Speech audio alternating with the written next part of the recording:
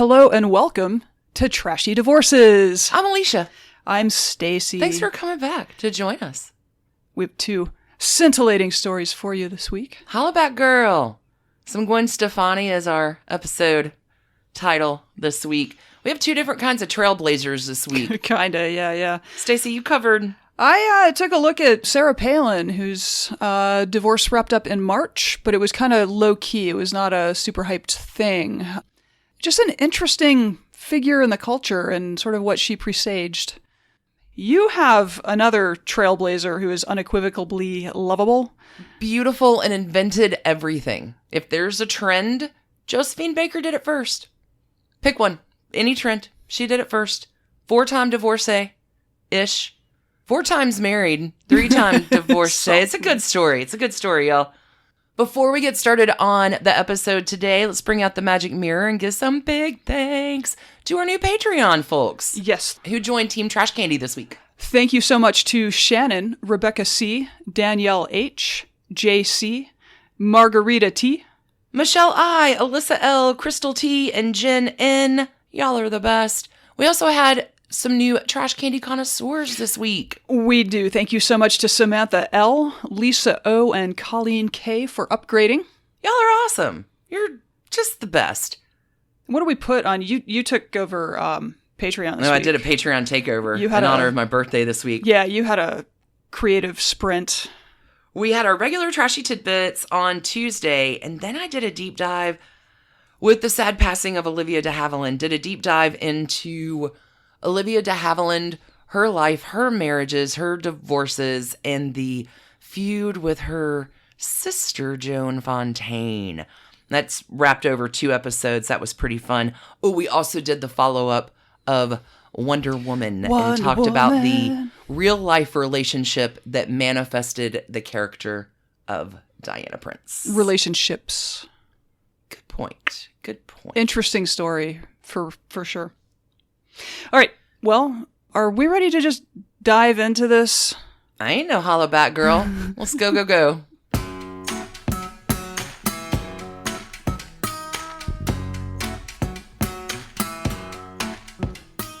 So, Stacie, we're going to have a new Lady VP pick for the Democratic Party this week, but... Rumor has it. Yeah, but you're talking about the Lady Republican today.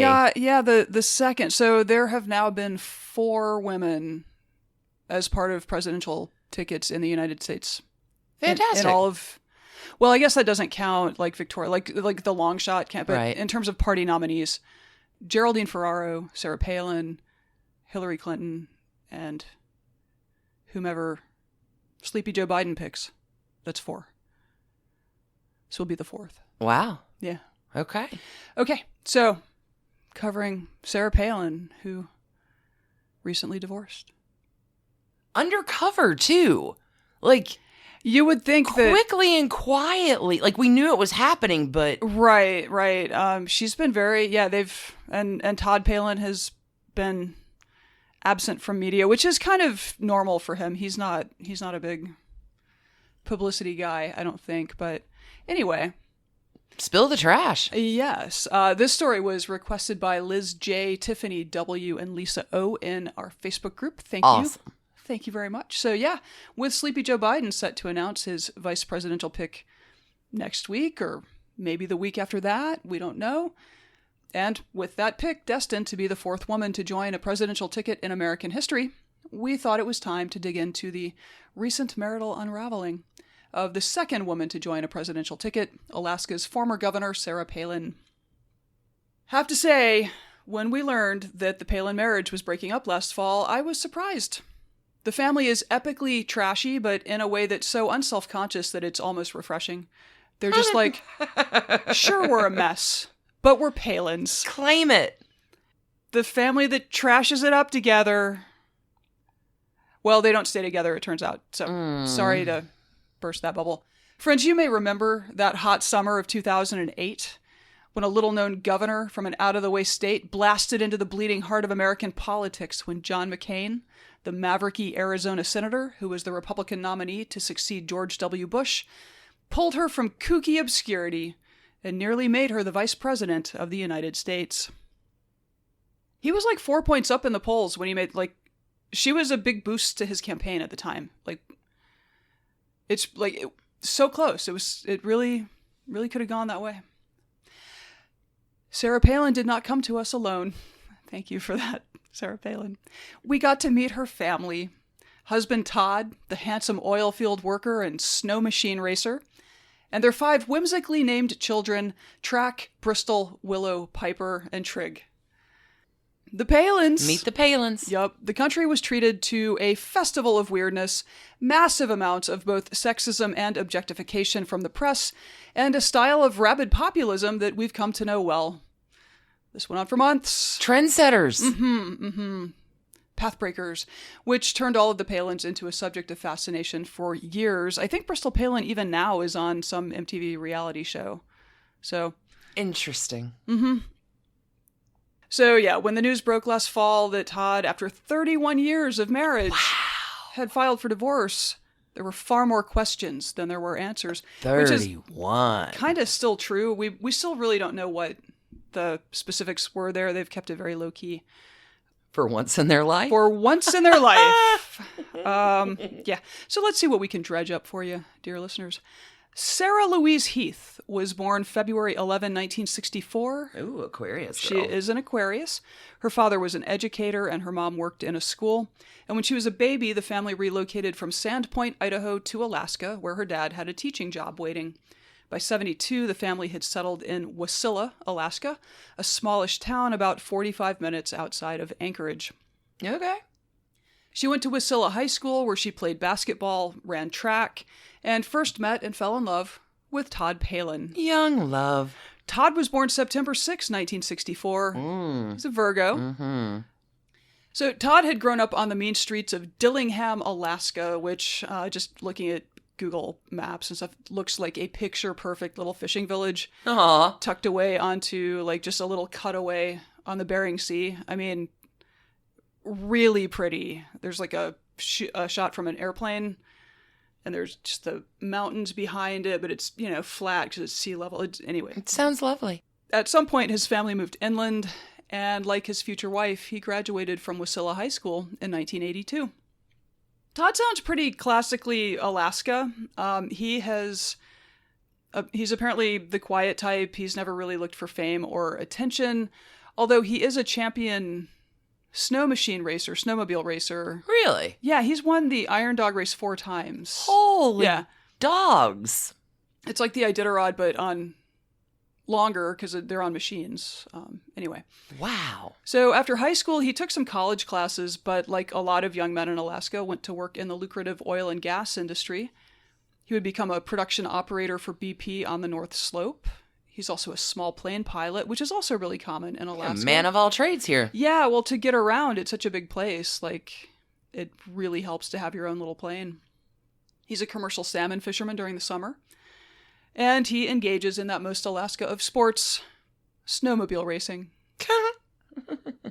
So, as noted, the Iron Dog is a 2,000-mile-long track. He has competed in this every year since 1993. One year he was thrown, actually I think 2008, he was thrown 70 feet from his snowmobile. Whoa. Broke his arm, required a trip to the hospital, and still came in 4th. No. Like, he's really good at this. He takes it very seriously. Sarah, meanwhile, after high school, headed off to college in Hawaii, then transferred to a different college in Hawaii, then attended North Idaho College for a minute, then a community college there for 2 semesters, then the University of Idaho, then Matanuska-Susitna College in Alaska to spend more time with Todd, then back to the University of Idaho, where she finally received her degree in communications with an emphasis on journalism in 1987. So let it be known that the oddness of her college experience did raise eyebrows in 2008, but she's a pioneer of white grievance politics, so she generally was just able to flip it around into coastal elites being snobs, which is actually really fair.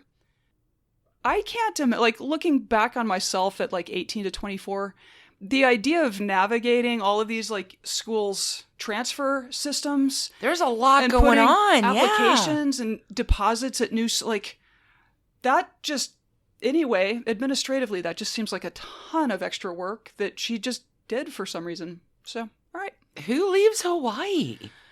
That's a really good question. I guess if you grow up with mountains and snow and all that. No, still doesn't make much sense. Who leaves Hawaii to go to Idaho? Yeah. Not that Idaho's not a fantastic state. Sure. Idahoians. But I'm in college in Hawaii. For real. Interestingly, Barack Obama,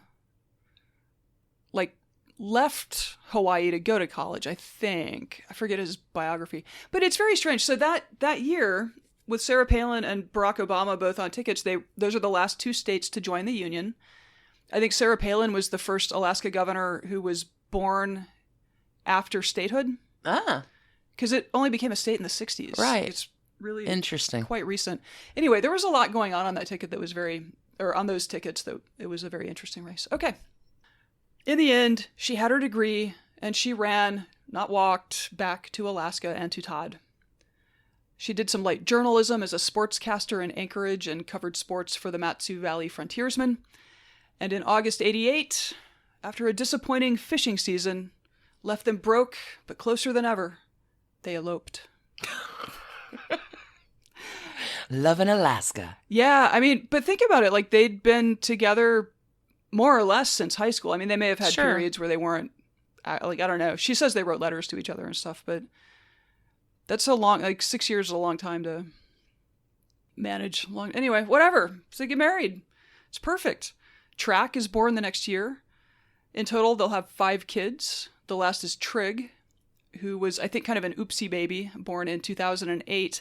Trig has Down syndrome, and apparently there were rumors in Alaska prior to her being picked for VP that this was not Sarah's baby at all, but it was Bristol's. This, I think, was coming from political opponents of hers that were like... Wow. Mm-hmm. So, unfortunately, and this is a thing that really, I remember this because I read Andrew Sullivan's website, often in this period. So the commentator Andrew Sullivan, British conservative person, really latched onto this in kind of a disgusting way. And he was trying to make this case that, if she's invented this story about having this baby, she's psychotic. That's the term he used. And we shouldn't put psychotic people in high office. And, I don't disagree with that, but reading it today made it seem a little well, ship sailed. Okay, so Sarah Palin complains about the media a lot. She coined the term lamestream media, for instance. Oh, that was her? Oh, that was her, yeah. Sarah. But while it often comes off as whining, it's also fair to note that prominent media figures have just been aggressively sexist and conspiratorial about her since she came on the national scene. That is a true thing that happened. Andrew Sullivan's fixation with her was gross. No, that is a true thing that happened. Mm-hmm. All right, let's get to her career. Because she was really popular. She was way popular in Alaska before John McCain grabbed her. Although it wasn't entirely the national stage that wilted her flower. In 1992, she won a seat on the Wasilla City Council. And just so we're clear on the scale of the elections here, her tally was 530 votes, and her opponent won 310 votes. And that's how you win in small towns. Big election day in Wasilla. Yep. In 1996, when she was all of 32 years old, she became the mayor of Wasilla, Alaska. She won 651 votes to the incumbent's 440. Fantastic. Great big election. Democracy at work. She had a really bad first year. She does not play well with others, and basically ran a bunch of people out of jobs in the city that they'd held for a long time. Oh, no. Chased out department heads, and it was very controversial, but it's Sarah Palin, so she was just fighting the establishment. Wow. She turned things around, and she actually, when she ran for re-election, she won by a significantly bigger margin. She took home 909 votes for the re-elect to her opponent's 292. So whatever she did worked. Doing something right. She was term limited out after her second term. She ran for lieutenant governor in 2002, and while she didn't win, she did get on board with the eventual ticket and campaigned vigorously for them, and was rewarded with an appointment to the Alaska Oil and Gas Conservation Commission, which oversees the economically crucial oil and gas reserves in the state. And in 2006, at the age of 42, Sarah Palin was elected as Alaska's first female governor and the youngest governor in state history. That was a big deal. Her approval ratings in her first year were routinely at like 90% and better. Really? Yes. Wow. I know, like, she's such a polarizing figure now, but she just really meshed with Alaska, whatever that means. As someone in Georgia, but yeah, she just had incredible public approval. She pushed for a bipartisan ethics bill to clean up government because as a populist, you have to always be fighting the corrupt establishment. And things were really good until she herself became enmeshed in an ethics scandal that came to be known as Troopergate. And this blew up in the summer of 2008, but it did echo into the larger campaign. Like, I remember being aware of it, but the details were a little flimsy. But basically what happened here is that Sarah Palin's sister had been married to an Alaska state trooper. Okay.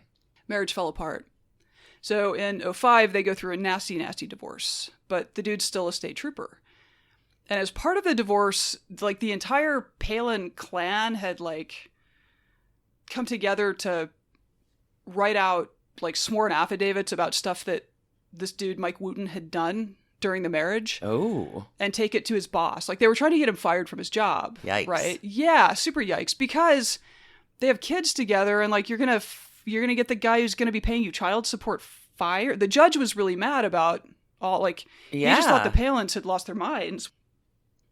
Jump ahead a year, and suddenly Sarah Palin's the governor, and the head of the Alaska State Troopers is her direct report. So, like, right... Awkward. Yeah, she takes office in December 2006, and, like, by January 2007, her entire staff is lobbying this guy to either demote or fire Mike Wooten.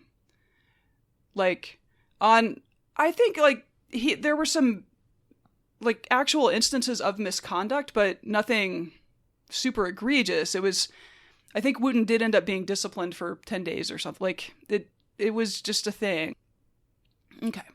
Palin family values being what they are, she and her staff just begin this pressure campaign. Todd Palin himself goes to, like, meet... He's the first dude of Alaska. That was his nickname. He goes to meet with Mike Wooten's supervisor. He's calling the head of Alaska State Troopers, and they're just being really clear that, like, this is just probably not a guy who should really represent the state troopers, don't you think? Like, it was very mobstery kind of talk. Like, apparently nobody ever said, like, you need to fire him. But it would be like, well, what if he got moved to cold cases? Or, you know, like, what if he was just in charge of running background checks? Stuff like that. Just, what if? Well, what if? Interesting. So the head of the troopers was like, listen, this whole thing is like, all the labor issues here are governed by union contracts that are ironclad, and you can't do anything about it. And also, you're using your political office to pursue a personal grudge against a dude, so you're corrupt. Like, this is all very bad. And so on July 11, 2008, 19 months into her administration, her chief of staff calls this guy and fires him, the head of the Alaska State Troopers. Oh my God. Because he won't play ball on firing Mike Wooten. This turned into a really big scandal because, like, every Palin ally in Alaska had dirtied their hands making phone calls, sending dossiers. Like, it just gross, right? Don't make the Palins mad. Don't make the Palins mad. That's... So a 12-member bipartisan panel of the state legislature, which was 8-4 Republican, like 8 Republicans, 4 Democrats, voted unanimously to bring in a retired state prosecutor to investigate and see if Republican Sarah Palin had abused her power. Now, keep in mind, she gets tapped for VP in late August. So this is really all playing out at the same time, basically. So because in October, a report from this investigation comes out, and it finds that Palin certainly has the authority to make personnel changes, you know, even if they're political. Like, it's not great, but it's legal. But that the pressure campaign was definitely an abuse of power. Wow. Yup. Don't try to punish your ex-brother-in-law just because you won the governor's seat. Jeez. Okay. Meanwhile, on the presidential campaign trail, a Republican operative of dubious judgment to this day, named Steve Schmidt, was not vetting VP candidates very well at all, and told John McCain that the sexy and very religious governor of Alaska, with the 1 million children, including an infant with special needs, would lock in the evangelical vote. On August 29, McCain introduced Sarah Palin to a rally crowd in Dayton, Ohio, and the future was sealed. Good job, Steve. So... Okay. Look, if you were unconscious through 2008, I recommend the movie Game Change to get caught up on all of this. There was Tina Fey, there was it was a lot. A lot happened. Back in the before times. Back in the before times. Basically, immediately, the pro-family values, super religious hockey mom announced that her unmarried teenage daughter Bristol was pregnant and that she would be marrying her boyfriend and baby daddy, Levi Johnston, which is how that guy became a public figure for a while. He's not so much.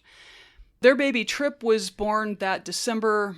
The engagement was called off in 2009. Then they got back together for a minute in 2010. Then they broke up again soon after. Levi wanted to be a model. Probably of course he did. Of course he did. Probably wanted to end up in entertainment. He was going to run for mayor of Wasilla one time. Anyway, he's been married to a non-Palin since 2012 and seems to have receded from public life, hopefully with a very happy and satisfying existence, doing whatever he does. Good for Levi. Sure. Get clear of all that. So, to be clear, we're not trying to shame people who become parents really young. But it is to point out that the sort of judgy, perfect family thing that sometimes sort of conservatively leaning people pull is just not great. It's just not great. Well, it's not true. That too. So Sarah Palin was a uniquely noxious candidate whose loose language jazzed up Republicans. She talked about, real Americans and out in the heartland where, the rest of us are fake Americans, presumably. Or, accused Obama of palling around with terrorists.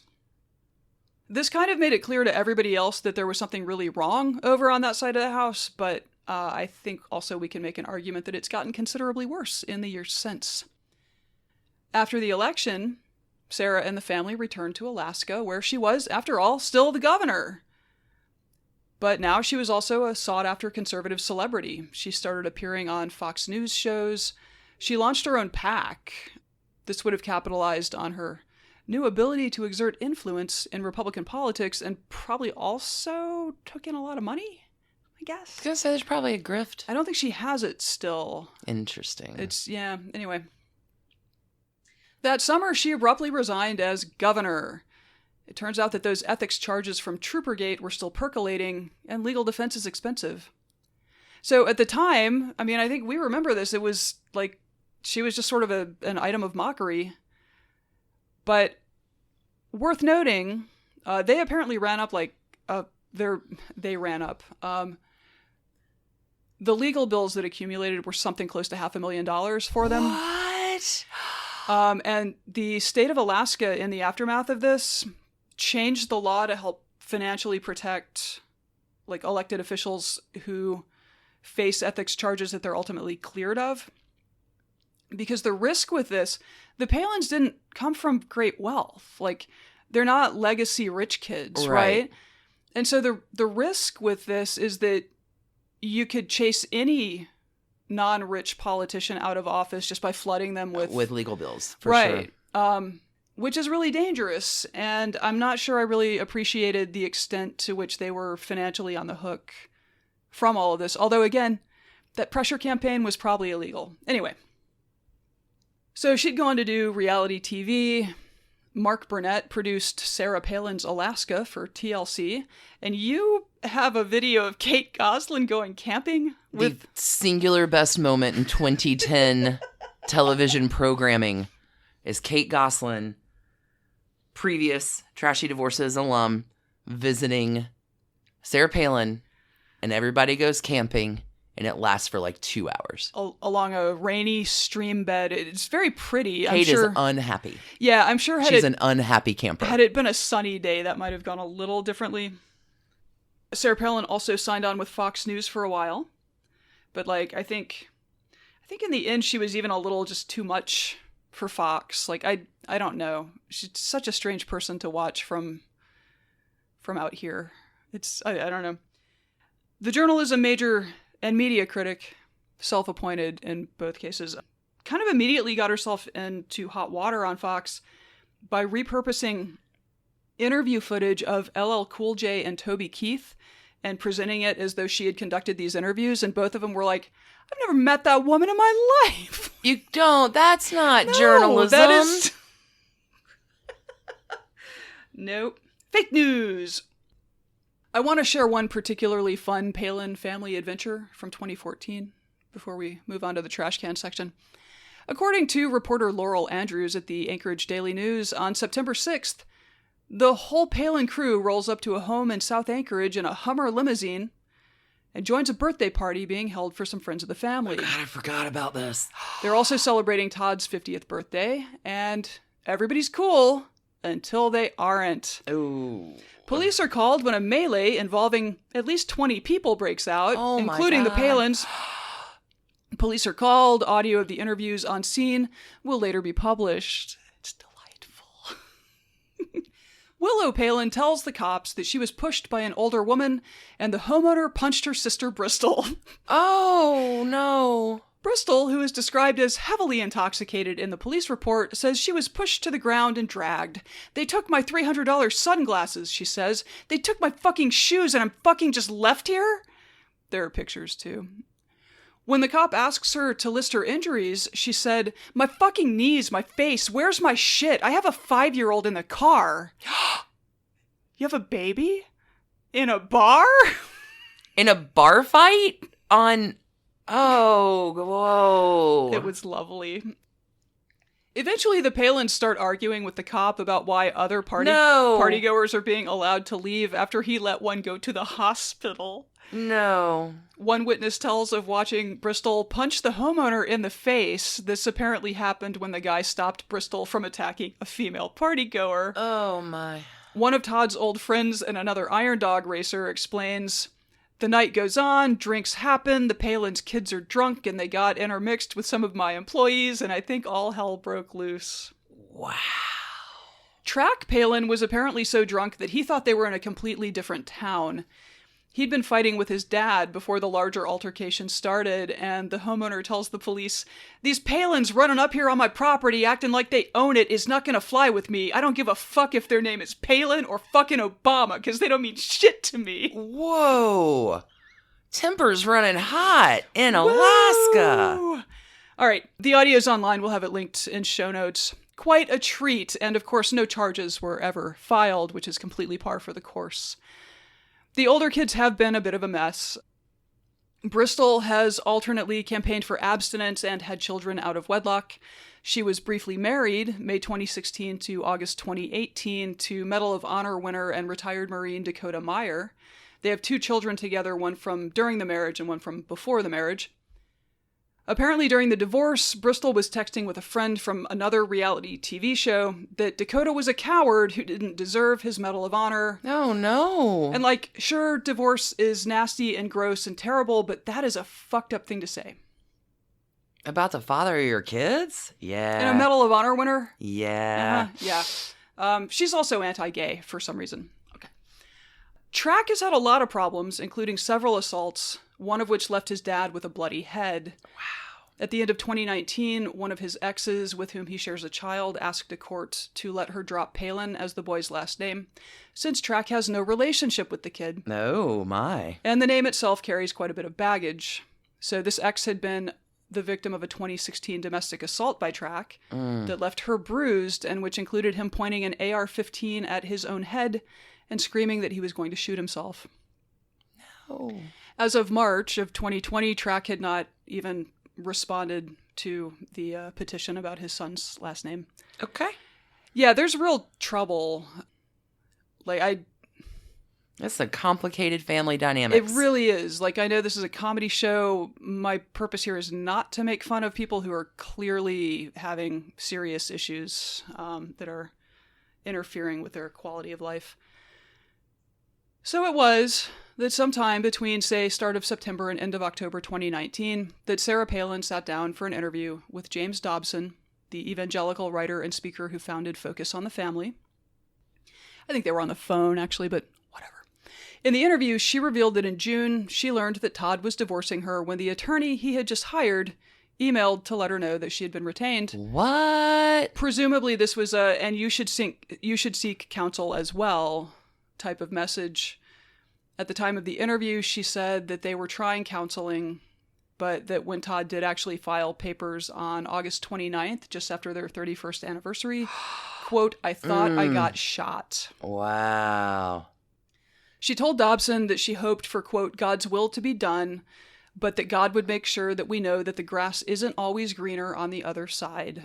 She also said that the kids were all very mad that it was happening and had not taken a, like, it takes two to tango kind of view of things.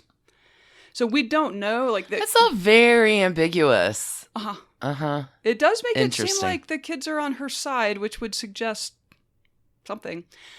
So we do not know what prompted Todd to file for divorce. I checked out the Anchorage Daily News to see if they had any hot takes on what had happened, and nobody knows. I mean, they know. The Palins know. It's just quiet Virgo men. Yeah, I'm not really clear on what Sarah Palin does for a living these days.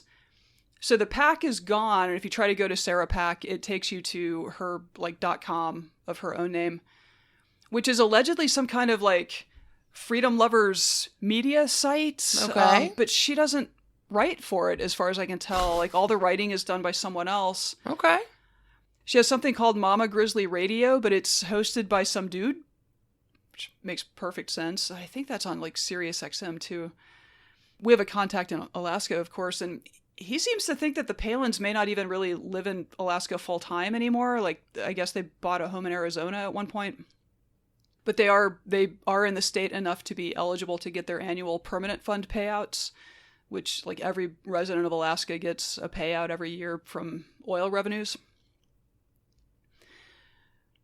I mean, fascinating. They are fascinating people, and they definitely are the forerunners of what we're dealing with today.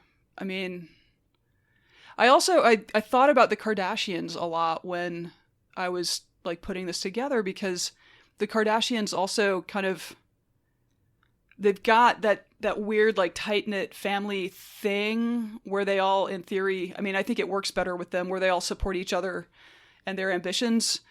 It just, there's a pathos here that's really screwing up the vibe. But anyway, the Palins.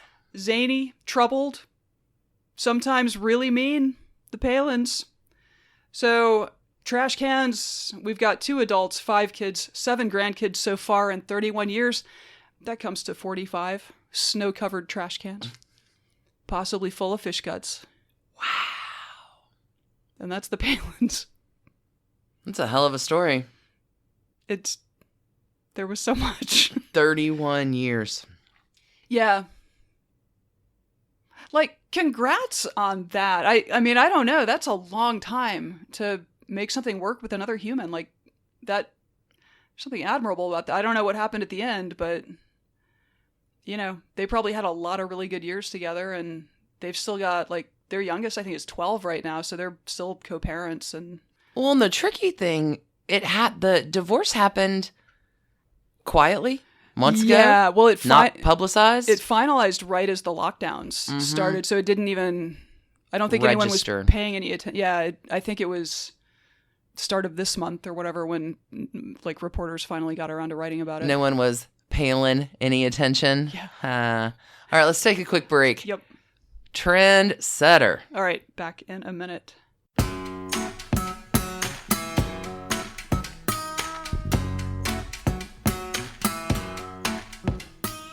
Alicia, you have the story of one of my very favorite people. I love her. Mm-hmm. She's the original everything lady. This is the best story. I can't wait. Story. So Josephine Baker, y'all, Josephine Baker. Wowza.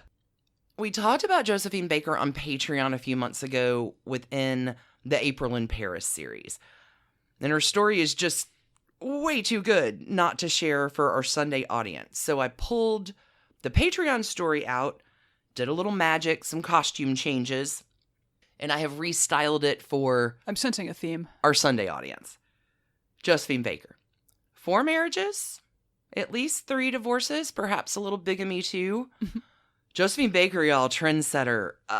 Think of any trend, any star has pulled, Josephine Baker did it first. All of them. All right. Langston Hughes writes about Josephine Baker in a December 1942 piece. He describes her as a child of charm, a dusky Cinderella girl, ambassadress of beauty from Negro America to the world. Ernest Hemingway will say about Josephine Baker, she is the most sensational woman anyone ever saw. And she just might have been. I don't know. Trendsetter, trailblazer. Josephine's going to publish 5 memoirs in her life, which are lovely memoirs and full of a lot of lies.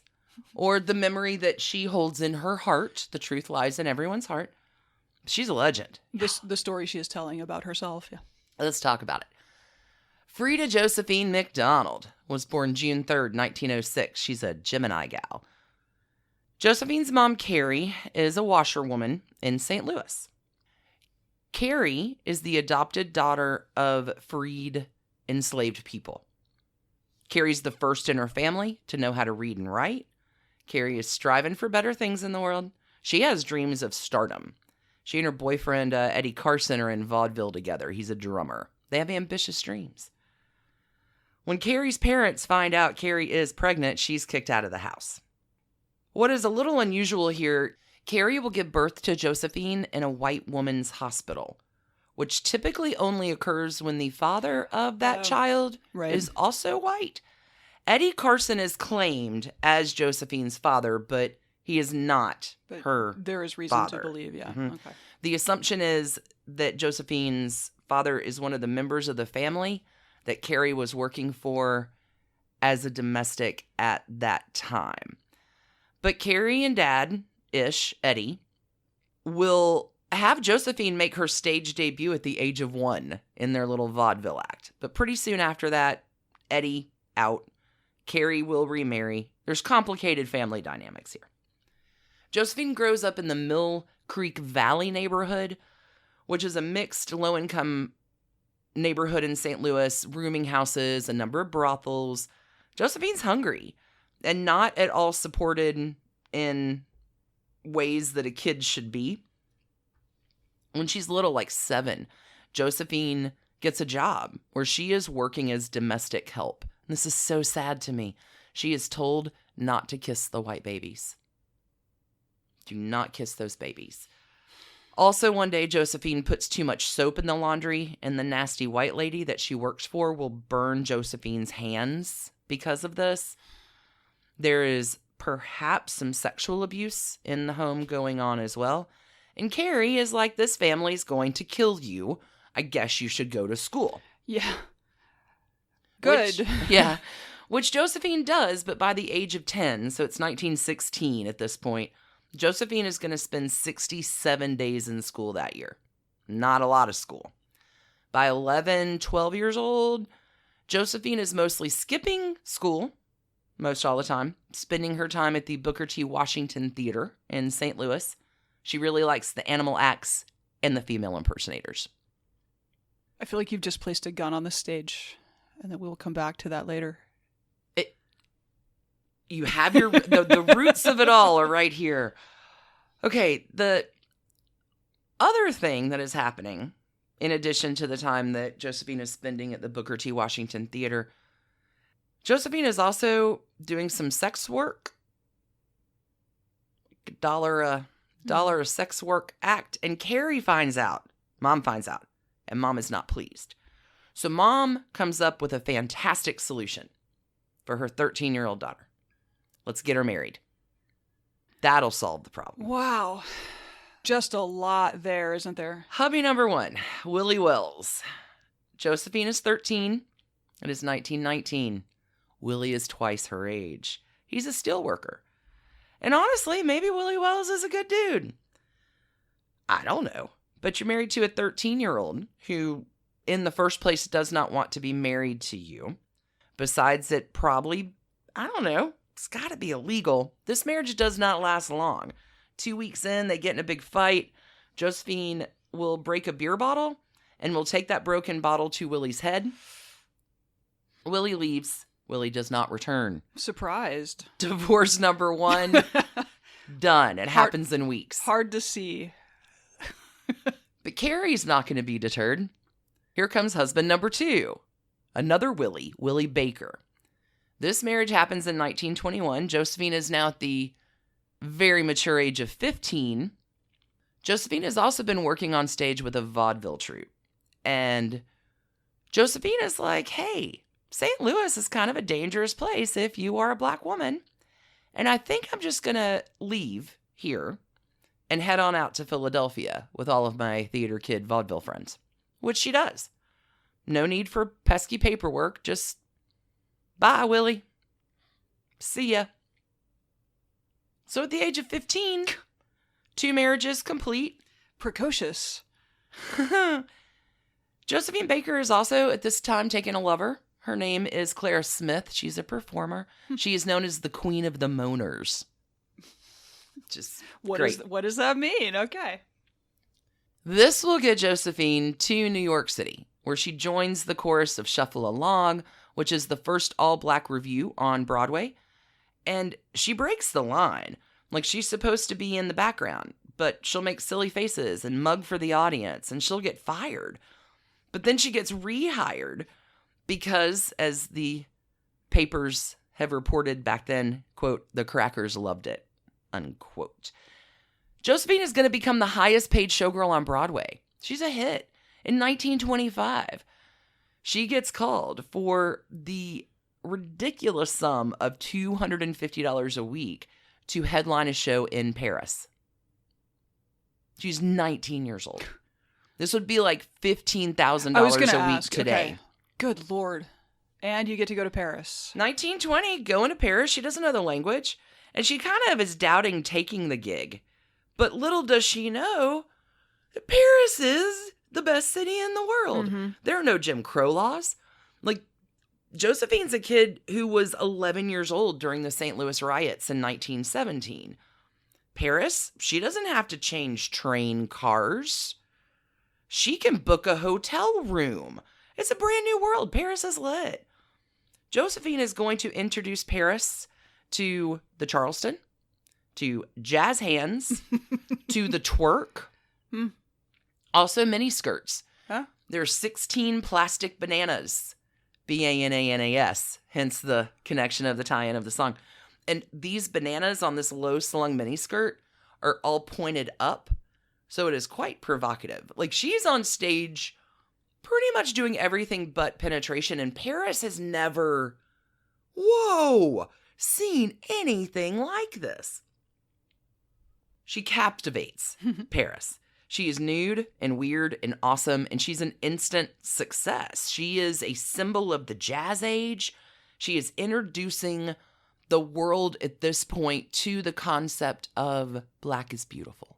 She's called the Black Pearl, Black Venus, Bronze Venus, Creole Goddess.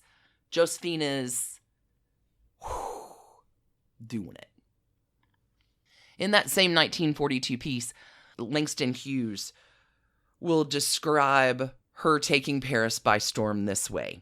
Quote, "A year or two later, she went to Paris with a small group of colored entertainers who introduced the Charleston to the French capital.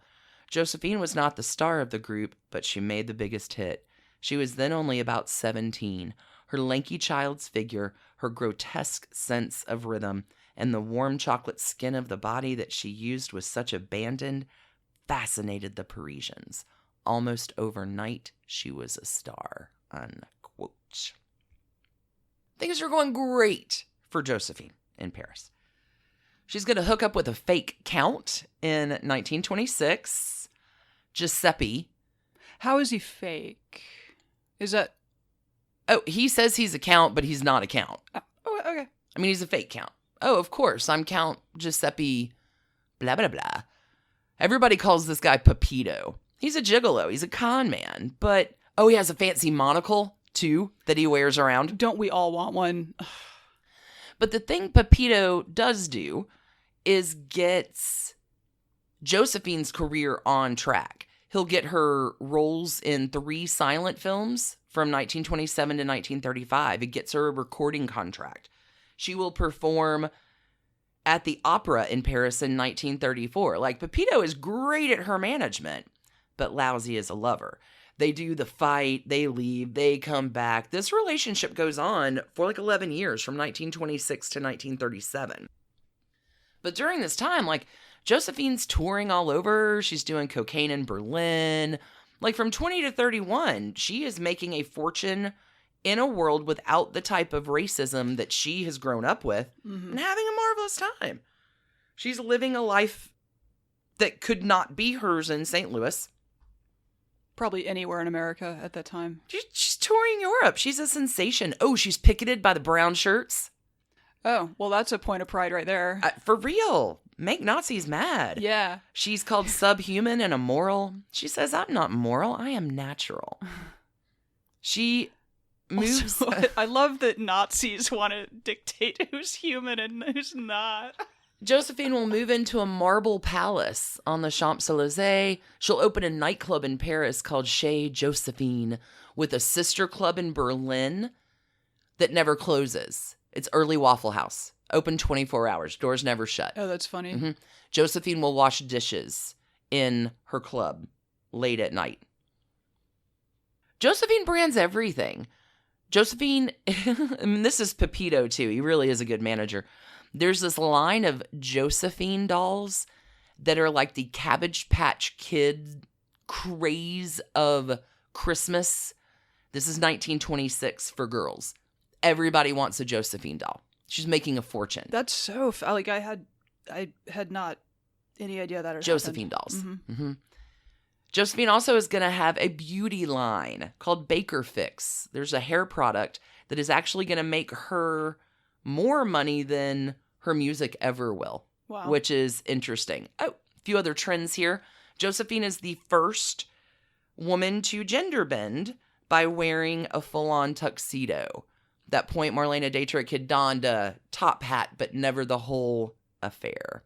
Oh, Josephine Baker, she's so good.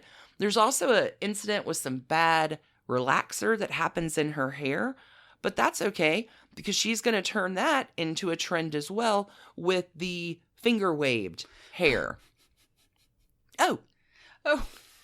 Josephine has a pet cheetah. The cheetah's name is Cheetah. And Cheetah wears a diamond collar and really likes to go to the movies. Cheetah prefers jungle pictures. Well, yeah. Cheetah performs in Josephine's act. Josephine also has a pig named Albert who gets so big that Josephine has to remove the door in her kitchen in her home so Albert can... Yeah. She has a goat as well. How does she keep the cheetah from eating the pig? I don't know. There's a cheetah. There's a pig, there's a goat, there's a chimpanzee, there's snakes, there's dogs. Just seems like a lot of cheetah food to me. Well, the dogs just seem kind of ho-hum after a cheetah and a pig and a goat. But people have famous animals now. Josephine Baker started it. So Pepito and Josephine are going to head back to the United States for an ill-fated visit in 1937. It goes bad. They're not married. She's black. They can't book a hotel room. Like, she's like, I can't even believe I left Paris to come back to this segregated country. And Pepito is driving her to do this. And Josephine's like, I don't think this is going to be a good idea. And it was not. She's starring in Ziegfeld Follies. U.S. crowds do not like her. They can't stand her so much that she has been replaced in just a few weeks by Gypsy Rose Lee. Pepito's out too. Josephine blames Pepito for not negotiating a better contract. What Josephine does not know is Pepito is actually dying of cancer. Aww. He'll pass away in September of 1937, which a grief-stricken Josephine will head into marriage number 3 to a French businessman, industrialist named Jean Léon. Jean Léon. Jean Lion is how you'd say it. Absolutely. Jean Léon. Okay, 1937. They get married. Josephine will get her French citizenship through this marriage, and she dreams of becoming a mother and a housewife. She does get pregnant. There is a baby that is lost, which ends Jean and Josephine. Oh, wow. A year later, they file for divorce. They're done by 1939. Don't worry. 1939, Josephine is going to be recruited by the French intelligence service to become a fucking spy in World War II. She's an entertainer. She can move around freely. So coded messages are written in invisible ink on her sheet music or taped into her underwear. Wow. Do you want to search the Cheetah? Right. Like, so she's just wandering around Europe, like moving resistance messages around? Yeah, she goes on tour. So good. And all the countries that she goes to, they know, oh, Josephine's coming in. Yeah, so the Belgian resistance get in her underwear to get the secret message out. Mm-hmm. Phrasing. But yeah, okay. Well, she's going into neutral countries, so she can exchange information. When Paris is occupied, she has actually moved all of her crap out already. And the only thing left are her parakeets. So she will leave Paris hitching a ride with a perfect stranger and her cage of parakeets. This rented castle is her base of operations. And she's touring Europe with Vivian Leigh and Noel Coward. And she's talking to troops about venereal disease. She's talking to a lot of black troops and promising them, I'm going to come back to the States and fight in the war to win desegregation. But let's win this war first. She's a spy master. Josephine gets Jewish refugees' passports in Morocco. During this time, there is another miscarriage or an infertility treatment. I've seen both written. But Josephine is going to be in the hospital for a number of months in recovery, which allows an even better opportunity for dignitaries to come and visit her and bring flowers and give her all the well wishes. Interesting. And get secret messages from... Yep. Yeah. Trade-coded messages. Amazing. Like, she is super lucky to survive this health incident. Works out well, for spying, but this is one of my favorite quotes by her. There are rumors of her death that happen when she's in Casablanca. Josephine says, quote, "There has been a slight error. I am much too busy to die," unquote. War's over. Woo, we won. She's awarded a shit ton of medals. She is given the Legion d'Honneur. She's given the Rosette of the Gore Secret. Like, every honor you can get for being a legendary French spy, she's got. Time for one more marriage. Enter Joe Bouillon. It's 1947. He's a French composer, and Joe Bouillon is not the guy that Josephine's friends want for her. Her friends warn her off this dude, and they give him a nickname, which is Joe Soup. Joey Soups. Joe Bouillon is Joe Soup. Joe Soup. Joey Soups. Well, I can't do better than that. So Joe Soup, French band leader, and Josephine, in the ever infamous words of Bad Relationships Everywhere, says, I can fix him. I can fix him. How's that go? Well, they buy a castle. And they want to adopt 4 kids. Okay. And everything is going to be fine for a while. She will go on to adopt some kids. International kids. Like, she'll go on tour somewhere and come back with a kid. She calls them her rainbow tribe. She can kiss all the babies she wants now. Black, white, all kinds of different cultures. Josephine is looking to achieve her vision of kids of all colors living harmoniously together. She will open that castle to visitors, so visitors can see her grand design for post-racial unity at work. Angelina Jolie got it from Josephine Baker. So after 8 adoptions, Joe Soup is like, we're done. It's a lot of kids here. You have to stop this. Yeah. She does not. Josephine will eventually end up adopting 12 kids. Wow. And Joe Soup is like, I'm out. That marriage is done by 1961. Technically, that is the end of Josephine's trashy divorces. There are affairs, a lot of them, men and women, including Juan Perón, after the death of his wife, Frida Kahlo. There are performances that she gives that legitimately change show business. All the big fancy costume changes that we get from Cher and Celine Dion. Josephine Baker did it first.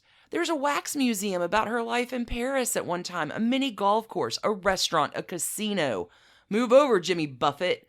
Josephine Baker branded everything first. Josephine is also a fierce supporter of the civil rights movement from early on. She will not play for segregated audiences. She's honored by the NAACP. There's a legendary story about an evening at the Stork Club, and she gets in a big old feud with the gossip columnist of the day, Walter Winchell, who gets so mad and calls her Josephine Baker, the self-appointed Joan of Arc of colored people. Oh my God. He's mad. Yeah. This same incident at the Stork Club will spark a friendship with Grace Kelly. Josephine speaks at the March on Washington in 1963. Like, her story has everything. All of those stories that don't have anything to do with her divorce are in that Patreon episode. Right. I'm not going to retell that, sure, but it's good stuff. If you want all that trash candy, check out that April in Paris episode. So, what happens to Josephine Baker? Grace Kelly is going to end up helping Josephine out because for as much money as she has made in her career, she will lose it all. She loses her castle. She's in kind of a tough spot. She's got 12 kids. Her friend Princess Grace will arrange for Josephine and her family to just come on down to Monaco. Josephine will reside in Monaco for the remainder of her life. Not that she stops performing. She'll perform right to the end. When she is in Paris, headlining a new show at the age of 68 in 1975.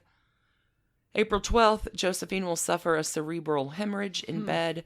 After just a few shows, she is found surrounded by all of her rave reviews in the newspapers from that performance. Josephine Baker, legend, goddess, wowza. Trash cans on this one. For hubby one, Willie Wells, I think the trash can is just filled with broken beer bottles. Hubby two, Willie Baker, where'd you go? I have to wonder how long it took Willie to figure out that she was not coming back. That has a trash can for sure, but I don't think anybody can find it. Jean Leon, not terribly trashy. It's just more sad with the loss of the much wanted child, but yeah. You got French citizenship out of it, so that's cool. Joe Soup, I don't know how many trash cans that gets, but all the trash cans are painted rainbow colored. Okay. Yeah. Those are the trashy divorces of Josephine Baker. Yeah, I really didn't know that she had been sort of a significant French spy during World War II. That's amazing. I mean, performer changes what Black identity is. In a coming episode, we've had a lot of requests for Dorothy Dandridge, and we're going to tell her story this season for sure. But I think Dorothy gets... Every performer ever has gotten... Josephine Baker does everything. She does everything. Performs. French spy master. Oh, she's an aviator. Oh, wow. She knows 7 languages or something. Gemini. Fascinating. Pet Cheetah? You think Carmen Miranda was cool with her old Coogie? No, Josephine Baker did it first. Right. Josephine Baker does everything first. Amazing story. Love her. Love her. Yes. Thanks, everybody, for tuning in and joining us for another week of Trashy Divorces. Y'all are the best. If you need more trash candy before next week, we've got a bunch of free episodes. Yes, you can join us on Patreon for constantly updated stuff. And then we also have the bit.ly/trashcandyquarantine link, where there's... Do you know how many pieces are out from the paywall now? I think like 30. Okay. We'll put another one up this week. Yeah. Until we're back with you again next week, friends. Yep. Clean hands. Trashy hearts. Yep. Wash them paws. So much washing. And we will... Oh, and cover your eyeballs. That's the new thing, right? I don't know. Keep it trashy. As a glasses wearer, suddenly I feel like I've been gifted. Keep it trashy. Bye. Bye.